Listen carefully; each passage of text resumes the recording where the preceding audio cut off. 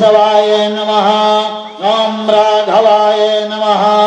ओम माधवाय नमः। स्तोपचालनम् ऋषिकेशाय गोविंदाय नमो नमः।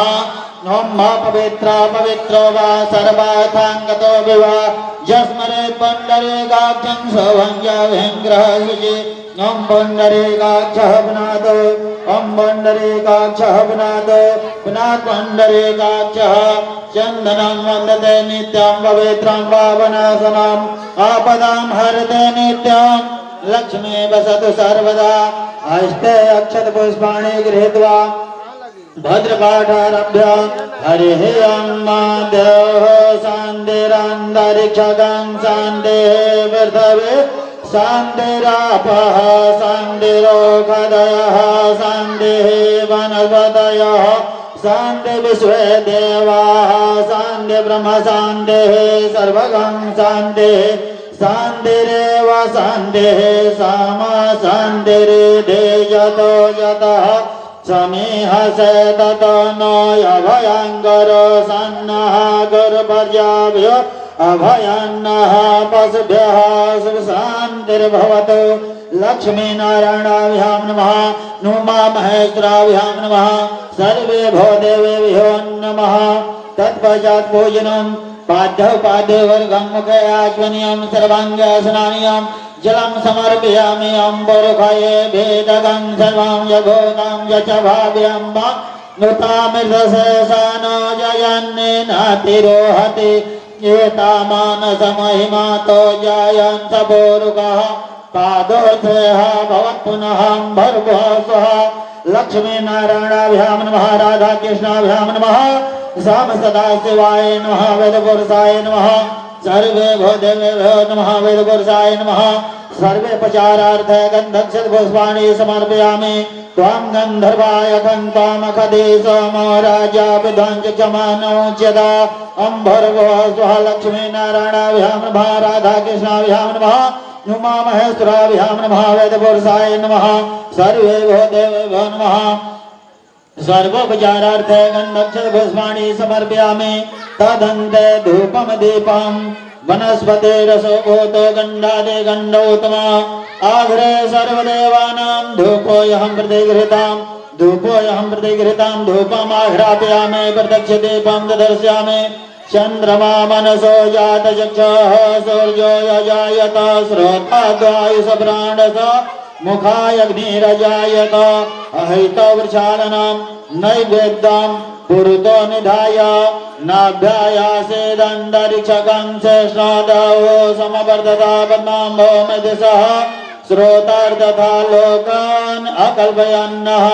नैवेद्यन्ते ध्यानान्ते। व्यास सुखदेव जी महाराज की जय। जनता जनार्दन की जय। नगर गांव बस्ती जब है स्थान कीर्तन संत समाज अपने अपने माता पिता सदगुरुदेव भगवान की जय। श्री ब्रह्मदेव महाराज की जय।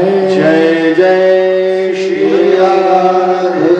जय जय श्री राधे। जय जय श्री राधे।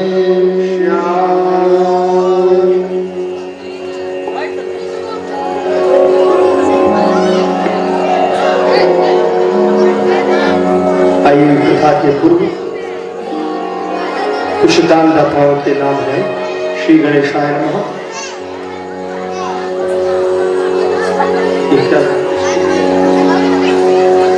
सिद्धार्थ जी इसके डीजे की तरफ से 20 रुपया दान आया हुआ है। बलेश्वरी देवी कमकर 21 रुपया साड़ी और सीधा।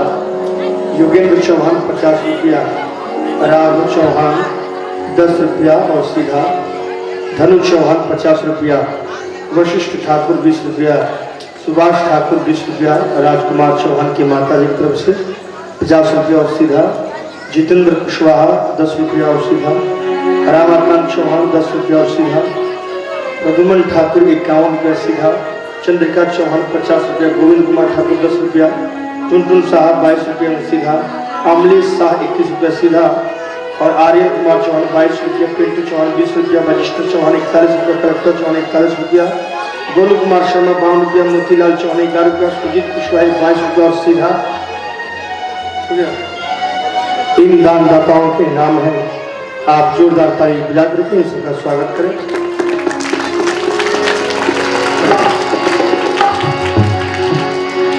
अखंड ब्रह्मांड के नायक अकारण करुणा वरुणालय परात्पर ब्रह्म भगवान श्री कृष्ण नंद नंदन यशोदा नंदन देवकी वासुदेव नंदन लड्डू गोपाल श्री राधा राशेश्वर वृंदावनेश्वर राजराजेश्वर भगवान श्री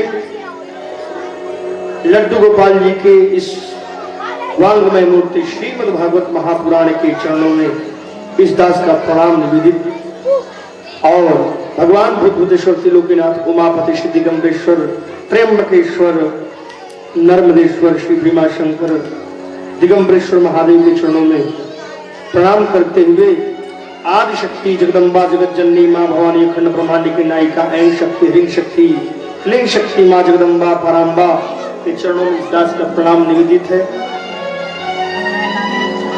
श्री ब्रह्मदेव महाराज के चरणों में प्रणाम करते हुए व्यास मंच पर आसीन सभी संगीतज्ञ जन एवं आवाहित देवी देवतागण और सभी सम्मानित श्रोतागण,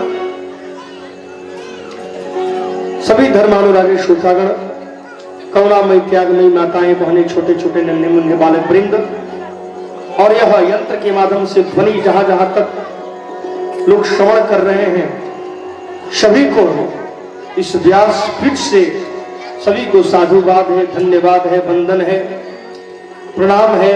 सिया राम मैं सब जग जानी करहूं प्रणाम जोर जुग पानी। मैं ईश्वर समझकर सबका प्रणाम करता हूं। करोड़ों जन्म के जब पुण्य उदय होते हैं तो भगवान की कथा श्रवण करने का अनंत भाग्य प्राप्त होता है, जिसमें आप सभी शामिल हैं। ये आप सबों की महानता है। सभी बच्चों से और जो यहां बैठे हुए कथा श्रवण करने के लिए कृपया शोर मचाना बंद करें, कोलाहल मचाना बंद करें। आना जाना ये जो लगा हुआ है, जो यहाँ के कार्यकर्ता जन हैं, कृपया उनसे निवेदन है इन सभी को शांत करें। बच्चे कभी शांत नहीं होते हैं, उनका वैसा ही स्वरूप है, चंचल स्वभाव के। फिर भी कुछ दायरे में लाया जा सकता है, आप लोग ध्यान देंगे। बोलिए श्री वृंदावन बिहारी लाल शतम विहाय भोक्तव्यम सहस्त्रम स्नानमाचरे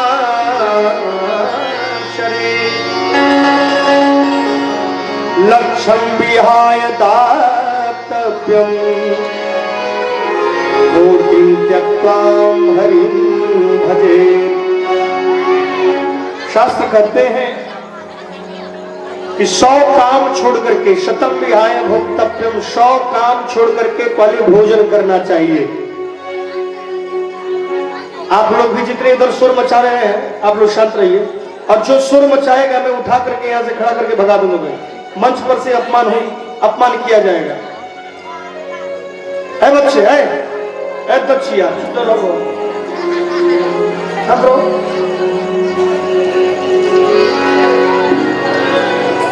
100 काम छोड़ करके पहले भोजन करना चाहिए। शतम विहाय भोक्तव्यम सहस्त्रम स्नानमाचरेत्, और 1000 काम छोड़ करके स्नान करना चाहिए।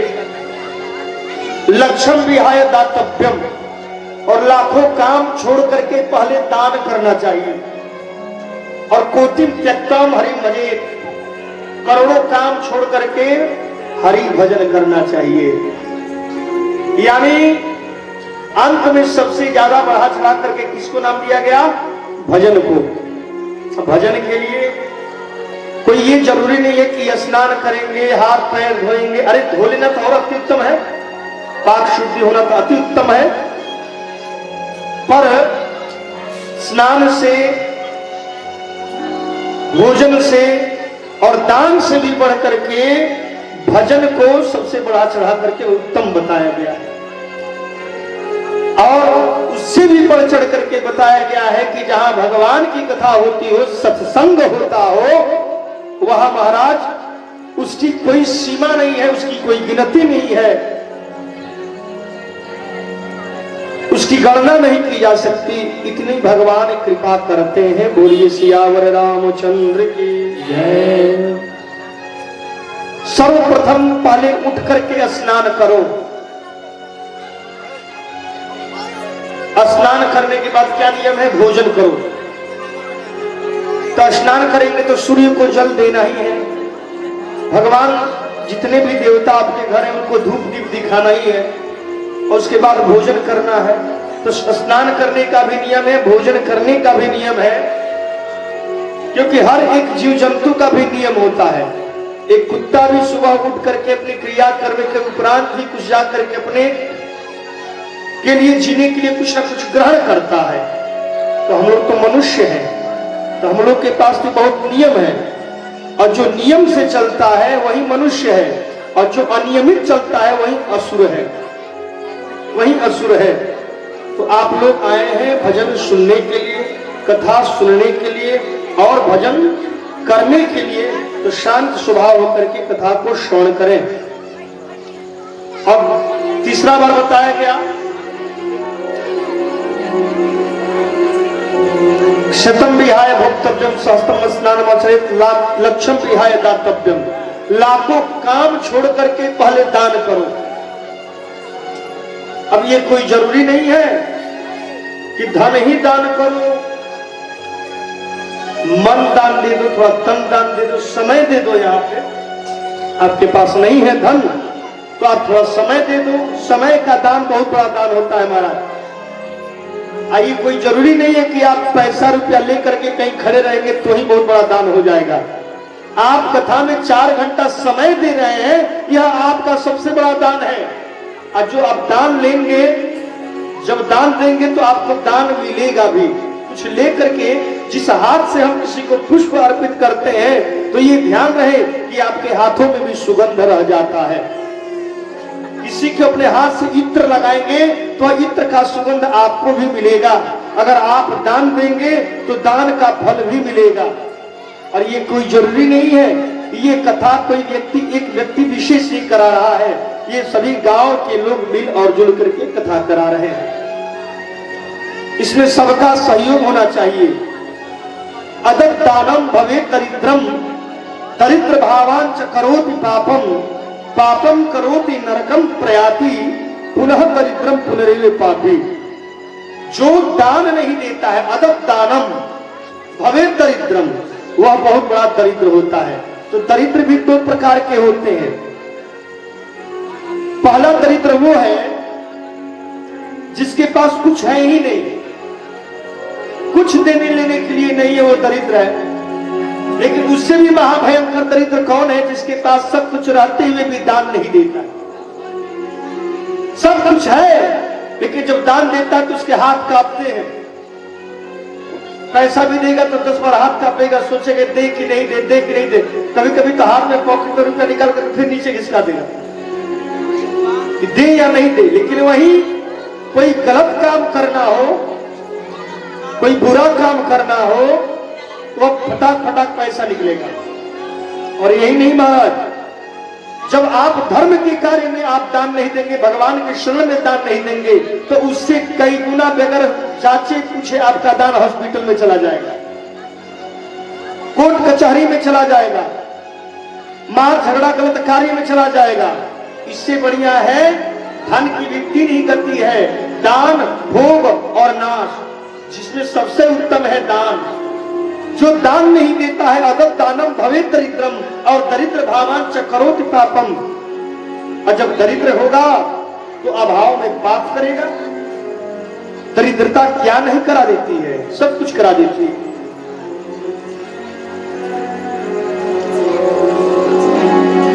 दरिद्र भावांच करोति पापम, अभाव में दरिद्र पाप कराती है। अब पापम करोति नरकम प्रयाति, जब पाप करेंगे तो नरक के लिए मार्ग आपका खुला हुआ है। और पुनः दरिद्रम पुनरेव पापी, आपने दान नहीं दिया, बार बार जन्म लेंगे, अभाव में पाप करेंगे और दरिद्र होते जाएंगे। यह हर जन्म में लगा ही रहेगा। इससे बढ़िया है कि इस मानव जन्म में, देखिए ये मनुष्य जीवन जो है बड़ी विवेकी जीव है, लेकिन अविवेक से पशुओं की तरह काम करेंगे। अरे महाराज, अविवेकी जीव तो पशु भी हैं, लेकिन वो अभी मनुष्य के लिए, संसार के लिए कुछ ना कुछ दान कर जाते हैं। गाय को थोड़ा सा चारा खिलाते हैं, लेकिन कितना दूध दे के जाती है। भैंस को थोड़ा सा चारा खिलाते, लेकिन कितना दूध दे के जाती है। वृक्षों को थोड़ा सा व्यवस्था परिश्रम कर देते हैं, लेकिन सभी संसार को जीने के लिए व्यवस्था करते हैं। ये क्या है? तो ये लोग जब दान देते हैं तो हम लोग क्यों नहीं दान दे सकते? और दान देना हुआ व्यक्ति, देखिए श्री जो भगवान श्री कृष्ण की ये पावन पुनीत कथा है, जिसमें महाभारत की कथा है। महाभारत की कथा में सबसे बड़ा दान वीर अगर कोई हुआ तो कौन हुआ? महाराज कर्ण।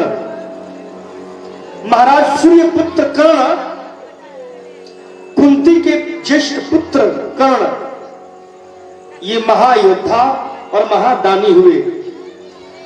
जब दानियों का नाम और वीरों का नाम आता था तो भगवान श्री कृष्ण दानवीर कर्ण का नाम लेते थे और जयकारा करते थे, बार बार चबासी देते थे, धन्य है कर्ण, धन्य हो कर्ण। इस बात को सुनते सुनते महाराज अर्जुन पार्थ के कान में खुजली हो गई। बोले कि महाराज, हे श्री कृष्ण, आप हमारे शत्रु कर्ण का इतना नाम क्यों लेते हैं दानवीर में? बोले कि उससे बड़ा कोई दानी नहीं, कोई उससे बड़ा वीर नहीं।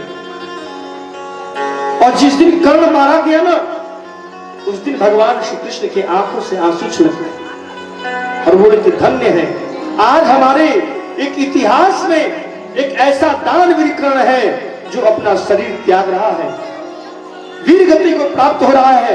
ऐसा कोई ना दानी होगा और ना ही ऐसा कोई वीर होगा। इस बात को सुन करके अर्जुन को थोड़ा सा कष्ट हुआ, थोड़ा सा द्वेष हुआ, ईर्ष्या हुई और जाकर के बोल पड़ी कृष्ण से ईर्ष्या में, हे श्री कृष्ण, आप ये अच्छा नहीं कर रहे हो, ऐसे शत्रु का नाम अपने जीवा से ले रहे हो। बोले कि अर्जुन, मैं जो बोलता हूं सत्य बोलता हूं, यह लोगों को मिथ्या लगे तो इसमें है उनकी अविवेकता की बात। आप अगर आप जानना चाहते हैं कर्ण के विषय में तो चलो मैं परीक्षा लेता हूं। धड़ से अलग सर गिरा हुआ है कर्ण का। और उसी दिन भगवान श्री कृष्ण गए और कर्ण के प्राण पखेरु उड़ने वाले हैं, निकलने वाले हैं। उसी समय कृष्ण ने जाकर के कर्ण से कहा, हे कर्ण, आपने अपने जीवन में बहुत लोगों को दान दिया है, देवताओं को भी जो दान दिया है, आज आपके सामने तीनों त्रिलोक के यह स्वामी श्री कृष्ण आपसे दान मांग रहा है। कर्ण ने कहा, अगर मेरे सामने साक्षात भगवान हो और मुझसे दान मांग रहे हैं तो हमसे बड़ा भागी कौन हो सकता है? क्या चाहिए? श्री कृष्ण ने कहा, हे दानवीर कर्ण, हे सूर्यपुत्र कर्ण, हे कौन्तेय, हमें तो आपका जो मुख में स्वर्ण का दांत है वही चाहिए।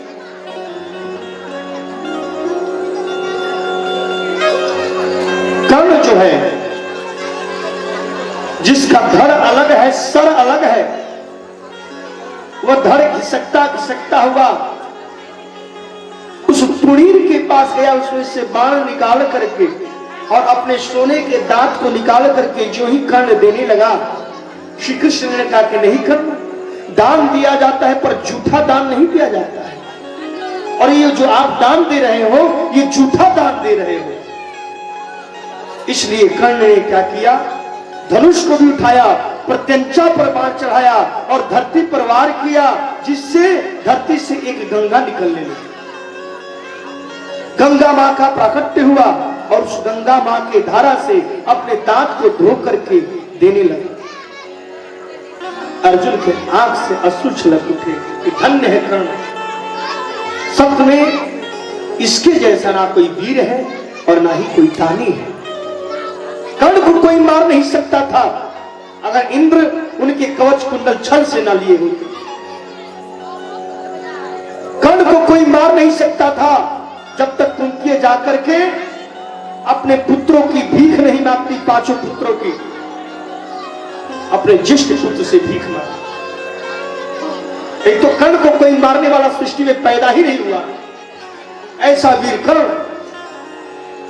क्षत्रियों में नाम आता है तो वीर कर्ण का नाम आता है, भीष्म पितामह जैसे वीर का नाम आता है। भगवान श्री कृष्ण प्रसन्न हुए और बोले कि हे दानवीर कर्ण, मैं आपकी इस वीरता पर, इस दातव्यता पर मैं बहुत प्रसन्न हूं, आप वर मांगो। भगवान श्री कृष्ण की बातें सुन करके कर्ण भी बोल उठा कि महाराज आप तो पहले हमसे दान मांग रहे थे, अब मैं आपसे दान मांग,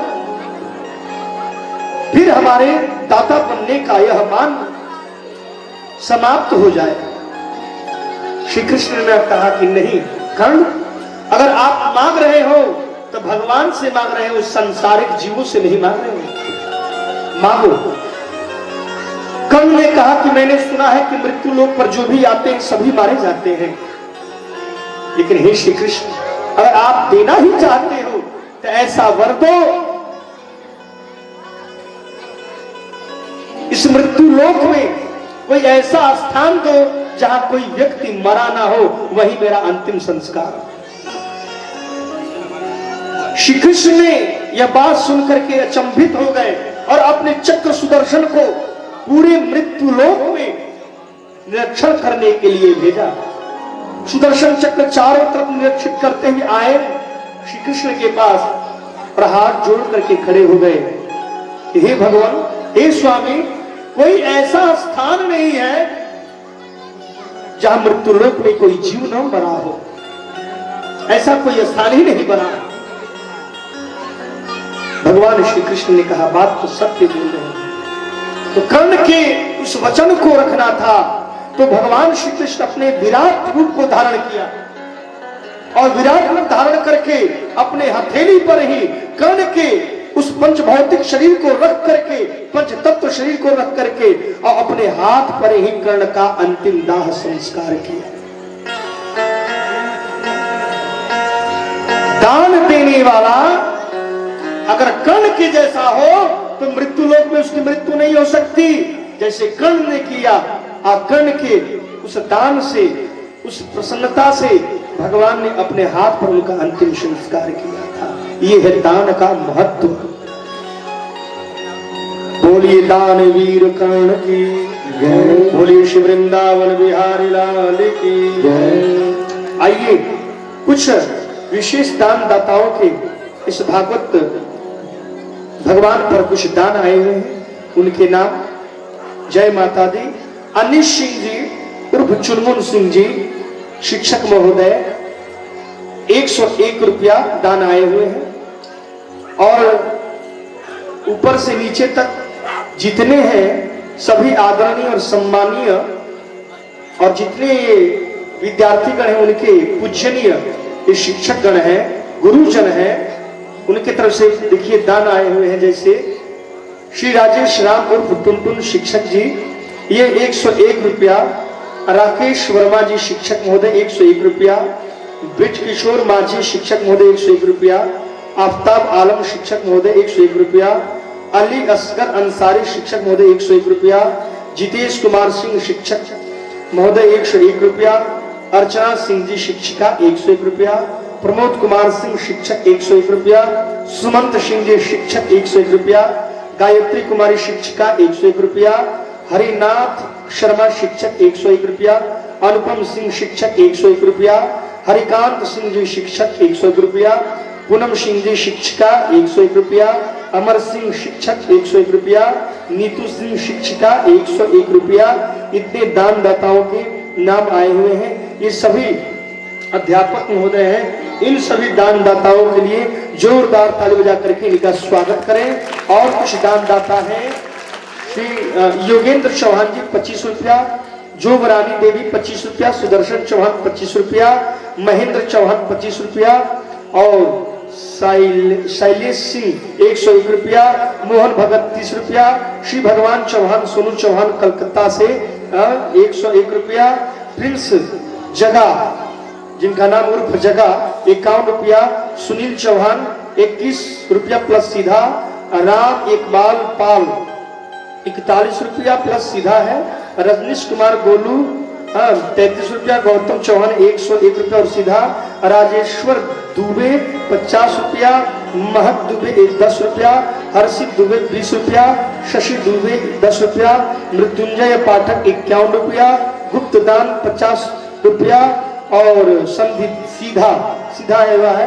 भानु सिंह जी की तरफ से 100 रुपया दान आए हुए हैं। इन सभी दानदाताओं के लिए जोरदार ताली बजा करके स्वागत करें। और जिनको इच्छा है भाई, अब तो आज का दिन विश्राम होने वाला है कथा का भी, तो 2 दिन और भी बाकी रह चुका है। और इसमें जो भी भूले भटके लोग हैं वो दान देने की कृपा करें।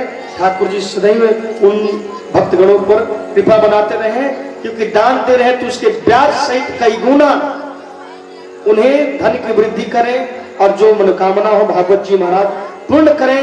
उनकी मनोकामना पूर्ण ऐसी हो कि उनके अग्रज आने वाले जो भी संतान हैं उनकी वृद्धि हो और सभी सत्संगी हो, संस्कारी हो, चित्रवान हो। यही मैं भगवान से कामना करता हूँ। बोलिए श्री वृंदावन बिहारी लाल की। कल की कथा में भगवान के कई अवतार हुए, जिसमें त्रेतायुग में रामावतार भी हुआ।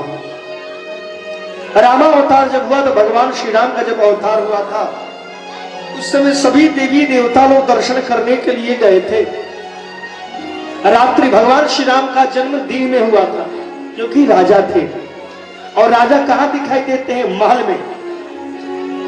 तो उस समय सायंकाल का समय नहीं आ सका, 1 महीने तक रात्रि देवी नहीं आई, जिसके कारण सूर्य महाराज ने सोचा कि हमारे ही कुल में हम सूर्य हैं और हमारे ही वंशजों में हमारे प्रभु श्री राम त्रिलोकीनाथ का अवतार हुआ है। तो उन्होंने चंद्रमा को जब रात्रि देवी नहीं आएंगे तो चंद्रमा महाराज कैसे आए? तो 1 मास तक नहीं आने दिया। चंद्रमा ने बार बार विनती की, लेकिन सूर्य ने तनिक भी नहीं सुना। इस बात से दुखित थे। चंद्रमा ने बार बार विनती की। आदरणीय तारकेश्वर सिंह जी यहाँ विराजमान है, ठाकुर जी कृपा बनाए रखे। देखिए ये है प्रेम। तो महाराज 1 महीना तक चंद्रमा नहीं आ सके। उन्हें ग्लानि हुई। जब सूर्य को भगवान की कृपा हुई तो सूर्य ने अपनी गति को बढ़ाया। चंद्रमा ने आकर निवेदन किया कि प्रभु श्री राम, आपके सभी भक्तगण दर्शन करने आ गए, लेकिन हम 1 महीने तक लाइन में खड़े थे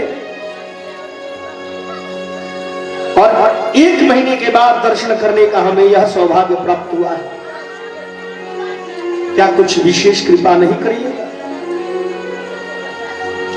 भगवान ने कहा कि देखो चंद्र, आपने 1 महीना प्रतीक्षा किया है, और सत्य कहिए ना, प्रतीक्षा करने का फल बड़ा मीठा होता है। आप लोग मां विंध्यवासिनी का दर्शन करने के लिए जाते हैं नवरात्र में, या विश्वनाथ जी का दर्शन करने के लिए जाते हैं श्रावण फाल्गुन मास में, वैद्यनाथ धाम जाते हैं श्रावण मास में, जहां देवताओं की भारी भीड़ होती है वहां दर्शन करने के लिए जाते हैं। तो कितने लोग हैं 1000, 2000, 4000 रुपया दे करके स्पेशल दर्शन करते हैं, घूस दे करके। लेकिन जो खड़ा होकर के प्रतीक्षा करता है उसको भगवान दर्शन तो देते हैं, लेकिन जितना देर आप मंदिर में खड़े रहे, भगवान का नाम लेते रहे, प्रतीक्षा करते रहे, भगवान भी उसके कई गुना ब्याज सहित लौटाते हैं। चंद्रमा ने 1 महीने तक प्रतीक्षा की।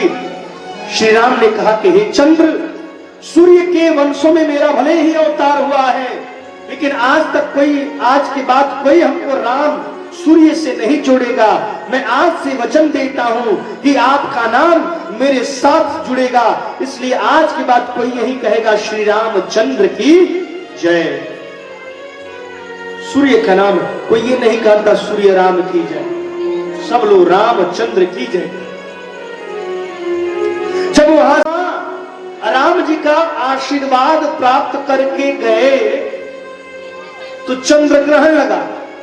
चंद्र ग्रहण में राहु देवता ग्रास करने के लिए चले चंद्र देवता, तो भागते भागते तीनों लोक में गए भ्रमण करने के लिए, लेकिन उनको रक्षा करने वाला कोई बचाने वाला नहीं मिला। अंत में चंद्र देवता दौड़े दौड़े कैलाश पर्वत भोलेनाथ के पास जाकर के गिर गए।